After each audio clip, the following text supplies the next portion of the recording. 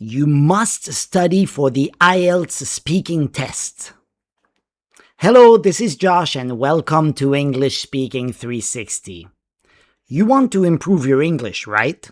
But do you know how? Many students don't. Have you ever heard of the IELTS test? IELTS stands for International English Language Testing System. It is recognized in many countries around the world. It's accepted for immigration to many countries, for studying abroad, for job applications, and for many other purposes. But why should you study for the IELTS? Because you don't know what to study. Now let's make something really clear. You do not need to take the IELTS test. My point today is that studying for IELTS can really help you improve your speaking skills, because that test can help you review basic questions, speak more than before, so it will push you to speak more. You will also be able to add more details and examples. And most importantly, it will help you think about many different topics. A wide variety of topics, and that is so important. Now here's how the IELTS speaking test is structured. The actual test is a one-on-one interview, but you can also practice by yourself. There is no problem with that. It's about 11 to 14 minutes long. This is great for you because you can practice one whole test in about 15 minutes. And the test is based on one main topic. There are 3 different parts to the test. The first part is easy questions about yourself. Part 2 is a short presentation of about 2 minutes. And finally, part 3 focuses on harder discussion questions. Now let's check out each part individually. Part 1, easy questions. It lasts about 5 minutes, and it's 9 to 12 questions long. Basic personal questions, first short topic, and second short topic. Let's go with basic personal questions. For this part, you have to answer 3 to 4 questions. Those questions are about your hometown, your work, your studies, so they are very, very basic questions. For example, where is your hometown? Do you like living there? How has your hometown changed in recent years? The third question is a little bit more difficult, right? There's something you should be aware of. For part 1, your answer should be a short answer with 2 to 3 sentences, but not just yes or no. That's very important. So make sure you answer each question with 2 or 3 sentences. No longer than that. Still in part 1, now let's move to the first short topic. An example of a good topic could be internet. How often do you use the internet? This is also a simple question. What websites or apps do you use the most? Do you think you spend too much time online? That's a great question right there. Make sure once again you don't answer with yes or no, but answer each question with 2 or 3 sentences. What comes next? Question 7. When did you start using social media? How often do you check your social media accounts? What do you like or dislike about social media? Make sure you answer each question with 2 or 3 sentences. So here's the summary for part 1, all of the easy questions. You have 9 questions right there. If you notice here, the first part, questions 1, 2, and 3, are very basic just to make you comfortable talking about your hometown. And then after that, topic 1 and topic 2, we get into the real topic of the test, internet and social media. Now, these questions are super useful because it's great practice for basic questions. These are normal questions that we use every day. Also, answering with 2 or 3 sentences is very similar to what you would do in a natural conversation. So this is perfect practice for you. Now let's move on to part 2. Part 2 is the short presentation. It lasts 3 minutes in total. You have 1 minute to prepare your presentation, and then you have 2 minutes to talk, to deliver your speech. For the presentation, you will receive a task card with a topic. Your job is to organize your ideas and speak without interruption. It means you have to speak non-stop for 2 minutes. Here's a task card example. Describe a person you follow online, such as a YouTuber, influencer, or content creator.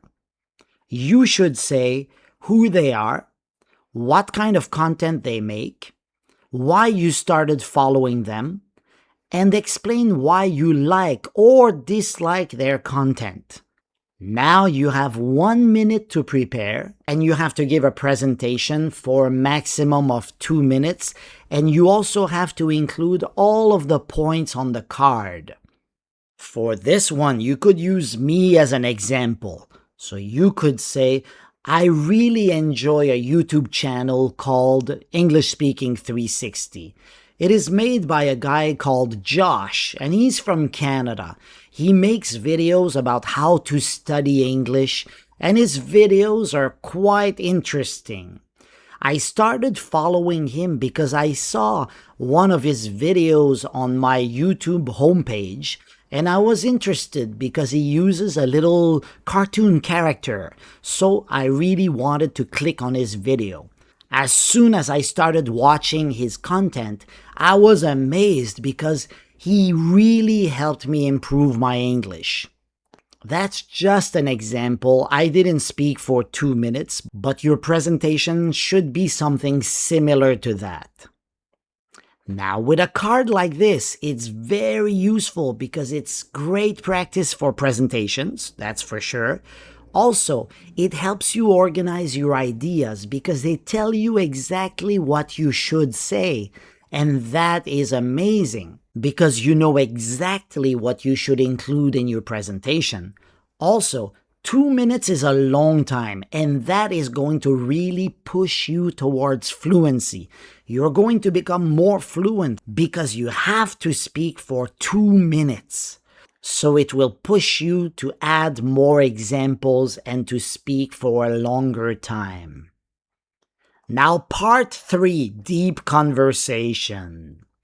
The duration for this part is 5 minutes.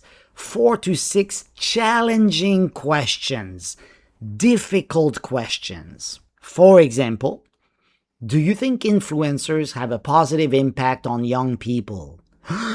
What? This is not easy. So you see here, you really have to think more deeply about the topic, and you have to express your opinion about it. Question 2. Should governments regulate what influencers can say online? This is also a challenging question because it touches upon freedom of speech. Question 3. How has social media changed the way people become famous? It's probably something you've never thought about before. Now's the time to think about it. Question 4. Do you think online fame is more important than talent nowadays? These are 4 very difficult questions.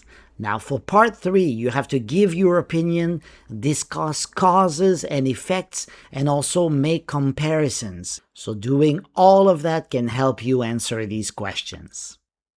These 4 questions really help you build skills for debating, stating your opinions, and supporting ideas with examples.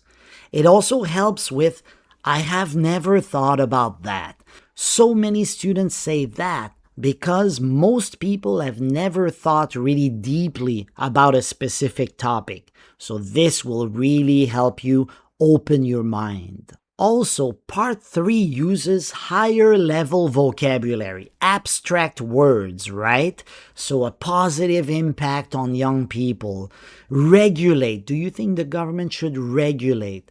How has social media changed the way we become famous? It's a lot more abstract than do you use social media? That was part 1, but part 3 is much deeper. Now, why study IELTS speaking? Because part 1 will help you with your short answers for everyday life.